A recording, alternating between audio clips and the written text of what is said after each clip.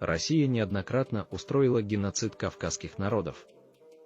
Начиная с XVIII века Кавказ пережил сотни сражений против империи, которые унесли миллионы жизней.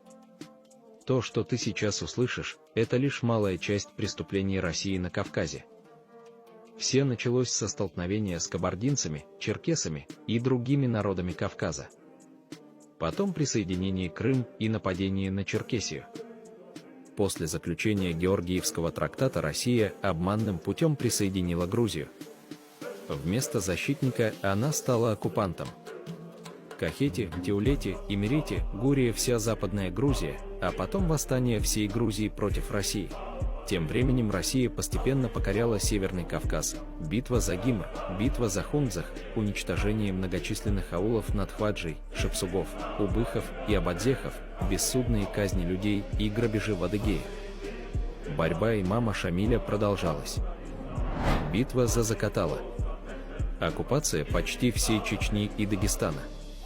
Россия начала кампанию по изгнанию и уничтожению черкесов, сопротивление Адыгейского союза натухайцев, уничтожение абадзехов, шапсугов и убыхов. 21 мая 1864 года русские войска заняли последний центр сопротивления горцев. За завоеванием последовала масштабная колонизация. У России было многочисленное население. Этот фактор умело использовался в процессе освоения новых территорий. Аннексия Северного Кавказа привела к уничтожению многих народов Чечни, Дагестана и Северо-Западного Кавказа. Убыхи, Жане были полностью уничтожены, натухайцы оказались на грани полного исчезновения, началась массовая высылка или мухаджирство кавказских народов в Османскую империю.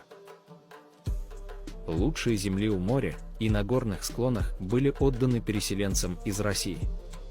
Русские завоеватели не отрицали, что по горцам они вели себя как испанские конкистадоры на американском континенте. Русские говорили, подобно Писару и Кортесу, мы принесли на Кавказ только оружие и страх.